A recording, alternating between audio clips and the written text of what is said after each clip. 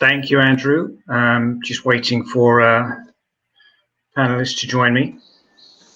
Thomas joining now, and there's Sergiu. Okay, thank you, Andrew. Thank you, everybody. Good morning, afternoon, or evening, depending on where you are. A warm welcome to this, which is our final discussion of the day.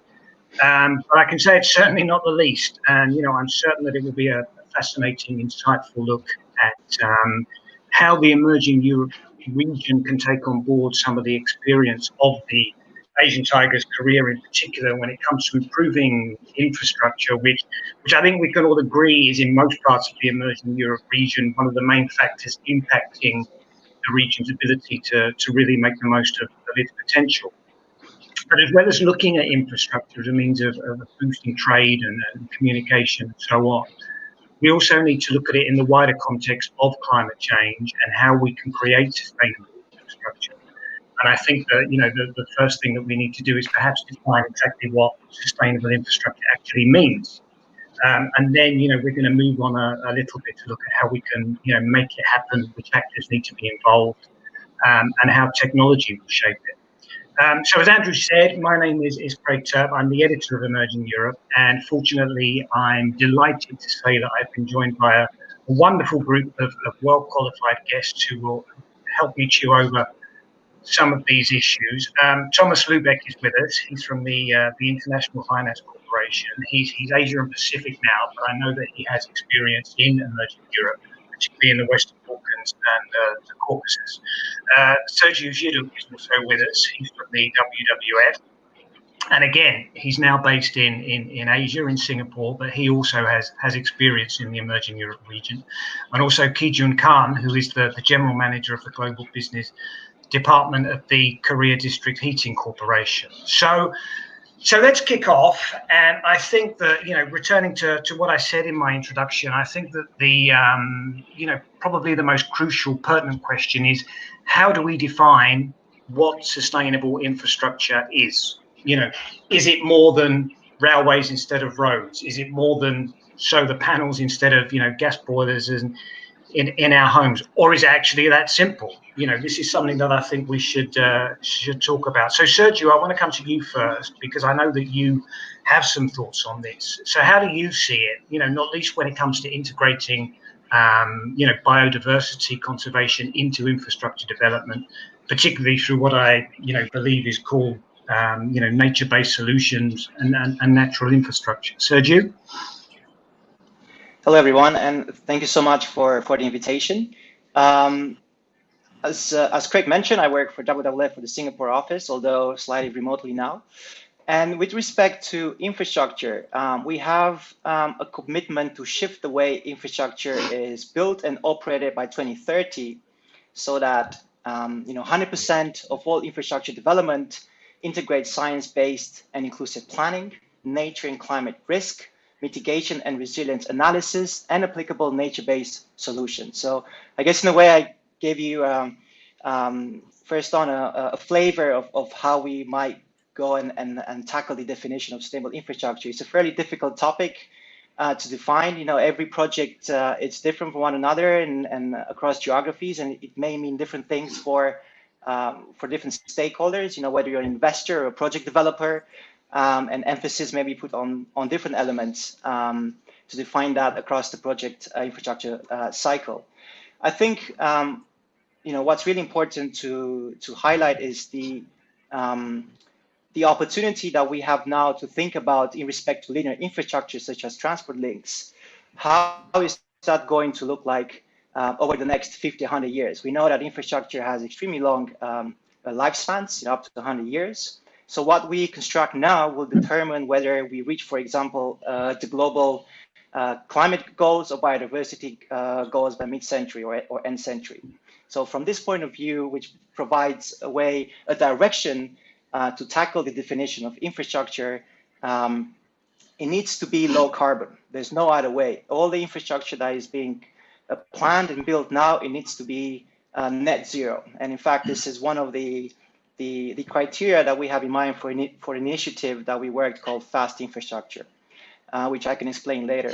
At the same time, I think it needs to incorporate both the traditional types, so from energy to public transport to buildings and water supply and sanitation, but also natural infrastructure such as forests and landscapes and wetlands and watershed protection. And quite often, we as WWF, we do a lot of work upstream. We recognize that a lot of the potential to influence how infrastructure is delivered is to influence the strategy, the planning and its design phases. So crucial questions need to be asked when you assess infrastructure needs of a nation or a region, whether nature can provide those services in the first place, or at the same time, use a more systemic or alternative analysis. For example, if you look at transportation and you're planning to build a new road and cut through a new ecosystem, can you address that issue by looking at the root causes of transportation issues like congestion, for example. So I'll stop here for now. I think I've made a couple of points that we can explore. Thank you. Absolutely, thank you. Thomas, I saw you, nodding your head a few times there during what Sergiu was saying. So I can turn to you next. As somebody who does, have extensive experience in emerging Europe, as I said, particularly in the Western Balkans and the Caucasus, but now obviously in Singapore, which is one of the most densely, populated places in the world. Maybe a little bit about the differences, or perhaps even the similarities between the two regions. Sure. So thanks very much, Craig. Perhaps I'll begin just by doing a little bit of introduction to set the context of where I'm coming from. As you mentioned, I'm the transaction advisory manager for PPPs covering all the countries of South Asia as well as East Asia Pacific, working at International Finance Corporations. So we've got about 25 mandates in countries, basically everything from Afghanistan all the way to Fiji and everything in between, trying to help find ways to attract private sector into areas such as power generation, health and education, affordable housing, and transport, of course. So, as you mentioned, I was previously based in Belgrade, where I was the regional manager for Central and Southeastern Europe, covering Western Balkans, Poland, Romania, Bulgaria. I moved here to Singapore just last July. So, this event actually is really welcome for me, because although I'm very excited and happy and getting engaged here in Asia, I'm still feeling very nostalgic and drawing upon the experiences that we have I had in Europe. So I think most people know, but just very quickly, IFC is the member of the World Bank group that focuses on private sector development. When people think about the World Bank or World Bank group, usually they're thinking about this monolithic, large institution that focuses only on loans to government, when in fact there's 6 different entities within the group. And IFC, of course, is working with the private sector in order to try and increase shared prosperity and reduce extreme poverty. I was nodding with a lot of the things that Sergiu was saying, because sustainability and ESG is at the core of what it is that we're doing in the World Bank group. And in fact, if you just look at recent history, particularly on the climate and the carbon piece that Sergiu has mentioned, between 2016 and 2020, collectively as a group, we've invested $83 billion globally to finance climate initiatives in emerging markets. This is basically equivalent to about 34 gigawatts of renewable energy capacity. So the story continues, and earlier this month, in the context of our spring meetings with our shareholder governments, the board approved a new climate action plan, which covers a wide swath of different things. I won't get into details now, but we'll be increasing the amount of climate finance that our group is providing from 28% to 35%. We'll be doing far more diagnostics at the country level in order to try and map out where there may be opportunities for carbon upside, where countries might want to try to invest, and where their obligations are under the Paris Accords. So with the Paris Accords themselves, we'll be increasing the amount of all of our projects to 85% that are in compliance with it, going up to 100% in the coming years. So I did want to just break down and talk a little bit about the first question as well on sustainable infrastructure and just kind of do it in a very straightforward way. Let's break it down. What is sustainable first, right? Is it an investment, right? Or is it an action that consults and it takes into account really long-term stakeholders? So things like even labor, right? Labor being treated fairly in the construction of the asset. Resource efficiency, making sure that emissions are within acceptable levels for people as well as the environment. Are the communities, right, that are being affected in the area where the infrastructure is being built consulted and inclusive in that process? Big issue here in Asia is land acquisition and land settlement. You have people who, in the easiest cases, of course, it's the government who own the land, right? And then it can be tendered out in a PPP or another transaction. You've got private landowners, but then you also have indigenous peoples, commonly across different parts of Asia, that have informal land rights and are making their livelihoods from the events. This is big issue. But also, to echo Sergiu as well, biodiversity and cultural heritage as well. I remember vividly when World Bank was doing the East-West Highway in Georgia, around a little town called Igoete, when they were digging out the road, they stumbled upon the most miraculous sort of find of like a 6,000-year-old sort of gravesite with different types of cultural heritage objects, and the work stopped so that all of these things could be properly collected and documented. It takes time and money to do that, but these things also have to be part of what goes into the sustainable part. As far as infrastructure, I think we know the obvious ones, the hard infrastructure like transport links, aviation, power generation. But increasingly from our side, we're thinking also about the soft infrastructure, right? The things that are really important like healthcare, stating the obvious in the COVID world, but also education, because this also is a very important resource for longer term as well. So maybe I'll stop there and we can bat around the topic. All right, thank you. I'm going to come to you, Ki-Jun Khan, over there in Seoul now. I know that Korea district heating is, it's recognized as a global leader in the efficient development of energy and air pollution control, which is, an issue that, is relevant, obviously, both to Seoul and to many of the cities in emerging Europe. And it's certainly interesting from an Eastern European perspective that Korea, which is obviously viewed as a technology leader, is using district heating. And I say that because in large parts of Eastern Europe, district heating is kind of viewed as being a backwards technology because it's associated with the communist period. So, I'd just like to, ask you to tell us a little bit about, the experience of Seoul and how, the Korea District Heating Company is tackling the issues of, ensuring that people, can heat their homes, can, have access to hot water and everything, but doing that in a sustainable way.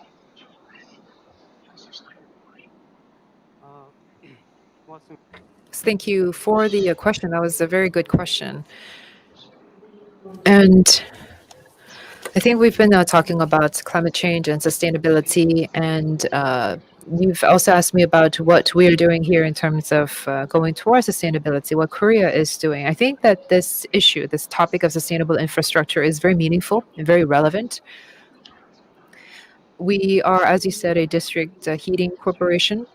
And in fact, our corporation was established to respond to climate change. So if I were to respond to your question first, as you said, yes, the format or the method of district heating is a sort of a comprehensive group style heating. So this was used in the past, as you said. I think it started in the United States, but it was used prevalently in Europe in the communist era.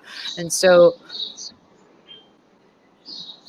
in Korea, this was adopted in the early 1980s. At the time, it is relevant to the way that we use heat energy in Korean houses at the time. At the time, we use coal, sort of these coal bricks that were burned by people. And obviously, this led to a lot of pollutants and obviously led to a lot of carbon emissions. And so because of that, the government engaged in two different policies. They started supplying LNG, first of all. And secondly, they used they tried to transform coal generation and heavy oil generation to LNG generation. And in doing so, they tried to find ways to increase energy efficiency in supplying heat to many people at the same time, which led us to adopt district heating at the time. And so this supply method of district heating, in Korea we use it very extensively, but district heating is not just found in Korea. I know that it's also adopted in Serbia and Croatia, many CIS countries in Europe. So this is not something that is just Korea specific, and it's not something that is extraordinary. But we've been talking about climate change so far, and as you know, this Paris Climate Agreement, has been postponed again. It has not been renewed. And if the Paris Accords have been implemented properly, and if countries have undergone these different climate neutrality targets, then they would have adopted renewable energies, hydro energy, to try to come up with different net zero policies. And district heating can play sort of a bridging role in that regard.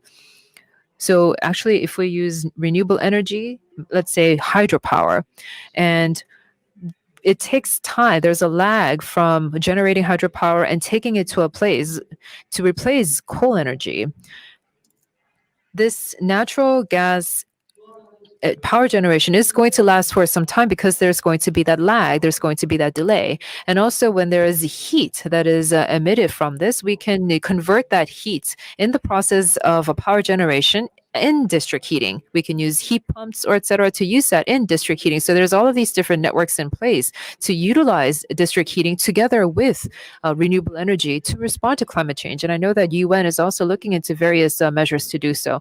So yes, in Korea, first of all, we brought in district heating on a massive scale, and I told you why we did that. But because we're talking about renewable energy, I also want to focus on that a little bit. Right now, we're obviously living in the COVID situation, and I think thus far we've been focusing on diversity and ecosystem and how we can create a global supply chain in a most effective way.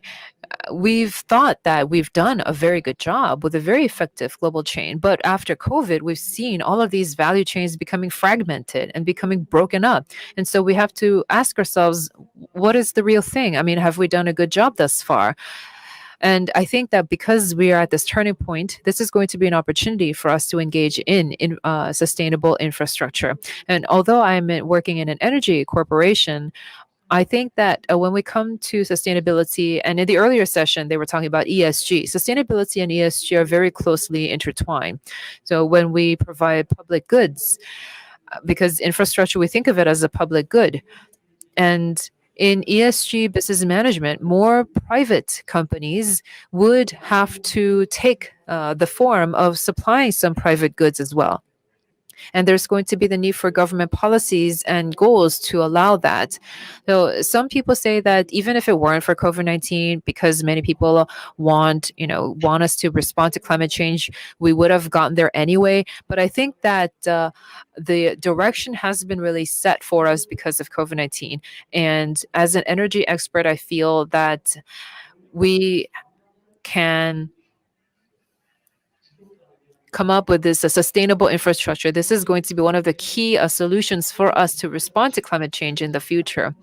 And so in the future, if there's a second COVID, a second pandemic, then at least the global value chain will remain resilient due to this good, resilient, sustainable infrastructure in place. So that is why I think that when I think of sustainable infrastructure, it's no longer this ideal or vision that we have in our head. This is something that is more concrete, that we can actually use to replace our current system to be more resilient against other pandemics. That's great. I mean, that's a fabulous answer to my question, and the way that you took it forward was great. I appreciate that a lot. Thomas, I'm going to circle back to you now, because the IFC is obviously one of those organizations that plays a key role, whether it's finance or expertise, in the development of some of these major infrastructure projects that we are obviously going to need. So, perhaps from you would be constructive to hear about how these are best financed. What, in an ideal scenario, let's say, should the relationship between the private and public sectors be? How much do governments need to get involved? How much do they need to, stand to one side and let private enterprise take care of these things? What should the relationship be?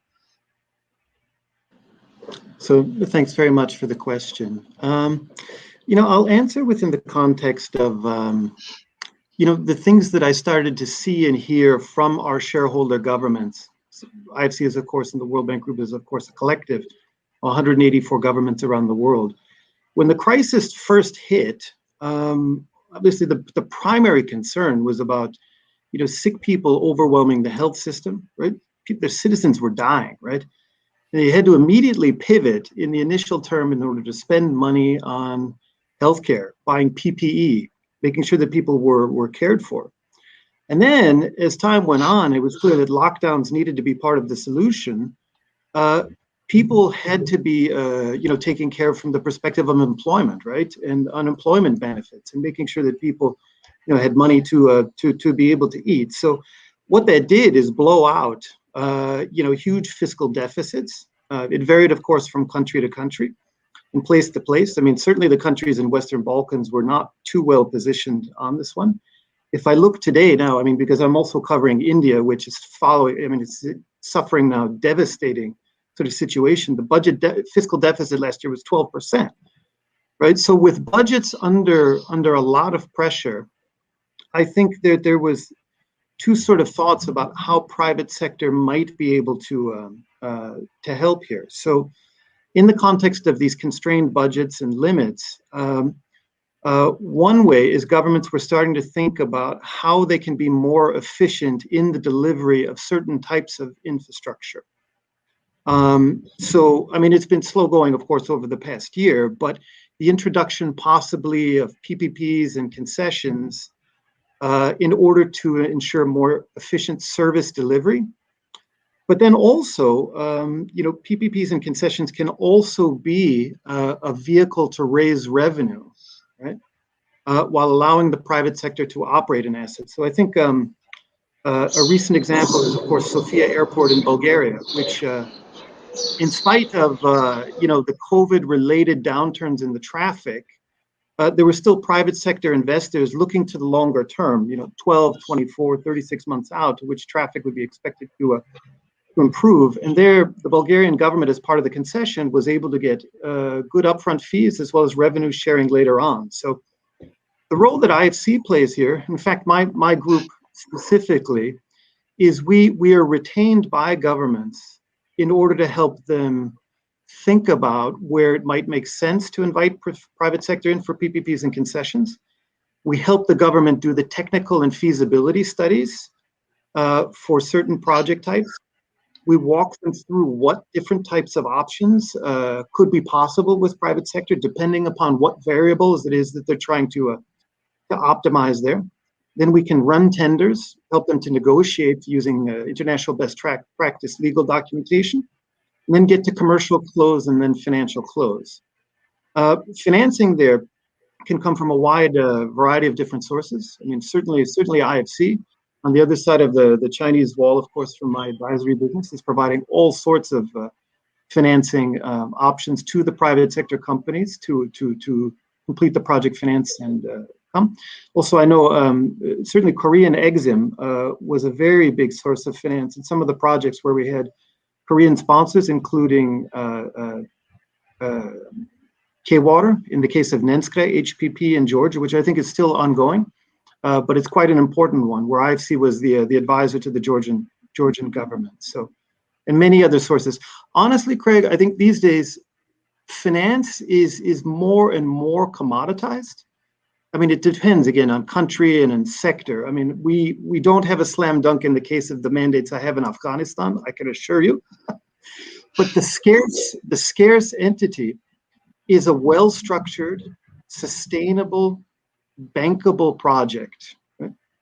So more and more resources within IFC are designed to try and have that well-structured project where the risks are properly allocated between what private sector is best able to handle and what the government is best able to handle, and something that's market viable. So I'll stop there.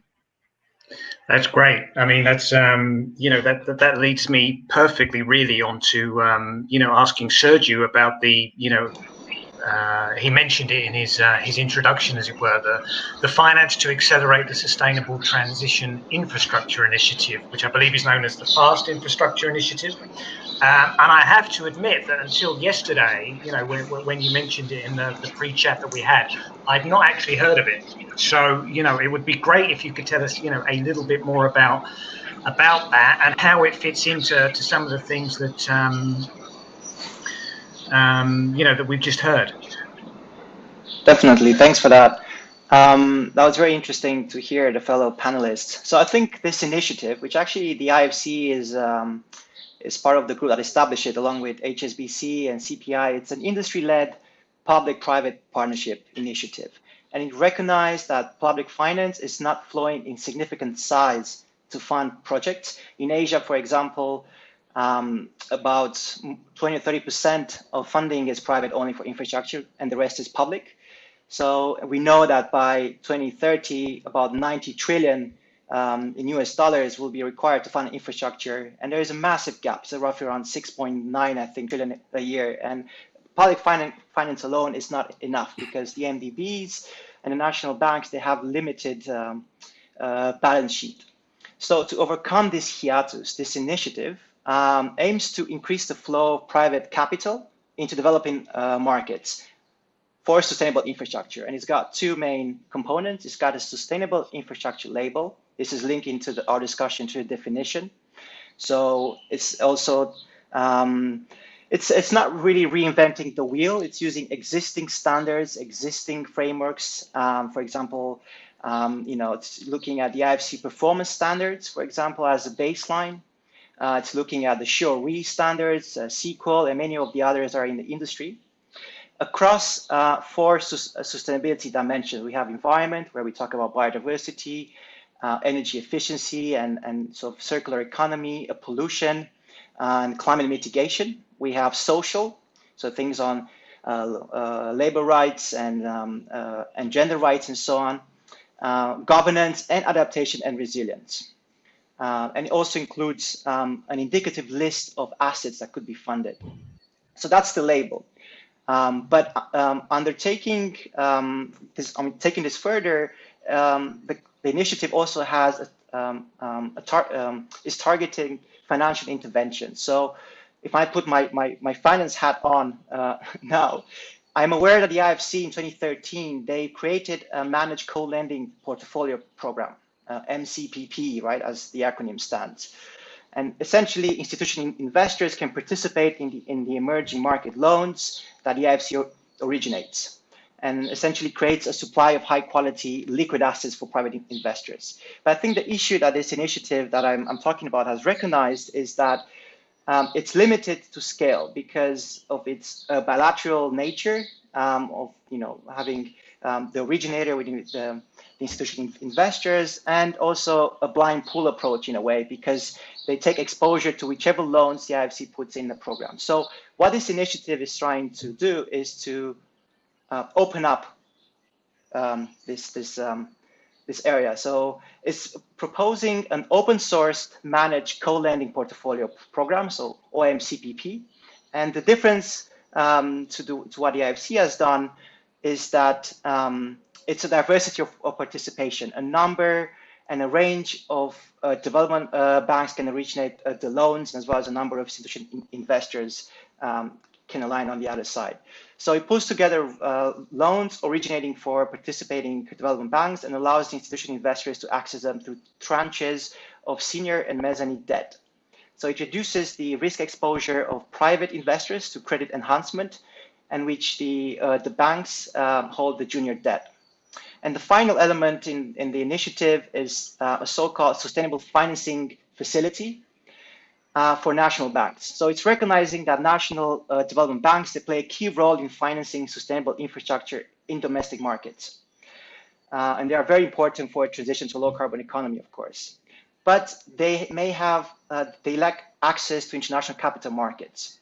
And this inhibits, again, their ability to scale their lending programs. Also, they are competing with other lending initiatives. So what FAST is trying to do is to set up this financing facility in which commercial banks or large NDBs can fund through this initiative the NDBs. So the commercial banks will take the NDB risk, and the NDBs will take the construction risk. And it's something that will develop over time. And actually, all initiatives, all components in the FAST initiative are not final. It's meant to be market-driven, and it will be adapted, according to how the market responds. And actually, right now we are in the public consultation, so there's an opportunity to influence how this is going. And in my final remark, I think the private sector still has a key role to play in setting the shape of the built environment. But I think what we need is to see more innovative private-public partnerships, and allow also for technology to come here as well, whether it is on the area of data and transparency and blockchain, and obviously allowing the technology folks to step in as well to innovate. Thank you. I'll stop here. All right, that's great. You mentioned, the role of technology there, and if I can come back to you, Ki-Jun Khan in Seoul. Korea is obviously, world renowned for, its innovation, its technology, and the way that, it uses that. So I would be very interested in hearing from you, how Korea goes about, constructing and maintaining its infrastructure, which is obviously fabulous, pretty much across all sectors. What's the relationship like in Korea between, government and business and, the public sector and the private sector?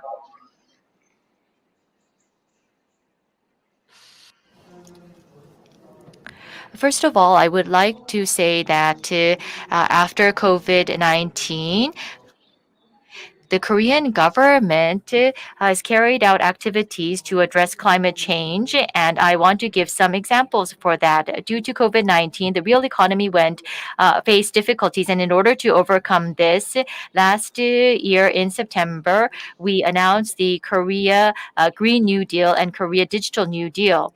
And the content of the Korean Green New Deal and the Digital New Deal is that for the next 5 years, 20 trillion KRW will be invested to create a public-private fund to invest into green projects. And the various investment and funding methodology, it was mentioned, and that is why I want to briefly touch upon this. Last year, so we created this structure. So the public side will be investing 30%, and the remaining 60 to 70% will be invested by the private sector, and they will be investing in this way in order to encourage private sector participation. And we also have a fund in which the individual citizens can participate, and by allowing citizens to participate, they can also enjoy in the profit too. And on the innovation and technology of Asia, you mentioned this, but I think that Eastern Europe has competitiveness in service sector and in manufacturing, and the EU and in Korea, we have net zero policies, and there are many projects and that are being developed there. And I think that if you have projects that combine the technology and like manufacturing in Europe, I think you can realize this. And the question was about the cooperation between the private and public sector. And on that question, in the past, compared to the private sector, the public sector led policies and deregulation took place in order to expand technology. So the private sector, they would not invest in technology that has risk due to the delayed commercialization. But these days, we see that the market is led by the private sector. The technology and innovation is initiated by the private sector, and the government or the public sector creates a public fund. They deregulate to support the technology and innovation led by the private sector. Therefore, I think the paradigm has shifted compared to the past. And since the COVID-19 pandemic, there is more that the private sector can do. And if we consider ESG, the private sector companies are now carrying out a bigger role, and we now have the environment or the conditions set up to enable this. And when I say that the private sector can do more, it is about the funding part. And we have been talking about funding, and is an energy company dealing with the Green New Deals. It is not easy to invest and participate in the emerging European market, especially when we try to enter into emerging Europe from Asia. We have a lot of concerns about entering into the emerging European markets. So we want to work with the commercial banks or also development banks of emerging European markets. So I think that they can play a certain role, and there should be a platform that can be shared with Asian companies. And I hope that we can collaborate more. Asian companies, for them to carry out market study and feasibility studies on their own, realistically speaking, it takes a long time, and in terms of the cost too, it is a great burden. Therefore, many developers in the local markets in Europe can help create more synergy for Asia and emerging Europe. Okay, thanks a lot. You touched there on technology disruption in logistics, and I know that's something that that Thomas has an interest in. So, do you want to tell us what your take is on that? Sure, with pleasure. Yeah, I mean the comments that were just made kind of triggered a memory when I was in Belgrade in March and April of last year. Just as the crisis was getting started with COVID, nobody really knew which way it was going to go. At one point, there was a hard lockdown of the borders and then a hard lockdown on people being able to leave. And I started to think to myself, wait a minute. I mean, some of the beer and wine I really, really like is coming from Croatia or Austria. How are goods going to be getting from point A to point B from now on? Is Serbia even self-sufficient in food, right? What's going to happen to us? Now, of course, the worst case scenarios never came about, but with all that time in my hands in lockdown, I started to think a lot about these things. But from IFC perspective, we too have been thinking a lot about the emerging sector of e-logistics, right? Even pre-COVID. So let me throw up a couple of pieces of data. I mean, globally, the transport sector accounted for about 24% of global emissions. So quite a lot of scope right there for improvement. And if we talk about trucking, although the data is really scarce globally, but we know that in Europe, one study showed that about a quarter of the 1.62 billion tons of CO2 that are pumped up in the atmosphere were caused by trucks simply being empty, right? So being inefficient, taking goods, but not taking anything from point A back to point B. And then we also, realize that inadequate logistics contribute to high food losses, something in some countries up to 30 to 40%, versus 10 to 15% in OECD countries. So quite a lot of scope there for improvement. Generally speaking, as World Bank Group, facilitating trade and improving logistics, we know is essential to the important core goals that we've got, which is creating employment, eradicating poverty, and increasing shared prosperity. So this is a big area of interest. So from our side, there were three things that we wanted to try and focus on, increasing our investment and where we can, advisory as well. First is long haul delivery of goods. which of course I think is probably the most mature of the three sections I'm going to mention. Agriculture to markets, right? And then the one that's really gotten, I think, quite a lot of press these days during COVID is this last mile or sort of intra-city delivery, right? Where it's business to customer, or in some cases, business to business as well. And it's here that we started to look to those companies that are really using technology to disrupt the existing sort of markets. It was incredible for me to see how much artificial intelligence can be used to optimize, routes or schedules, or to have meeting points so that there's not empty trucks or delivery, to increase efficiency. And also, we find there's much that can be done as well with this last mile in particular. This is really the most complex.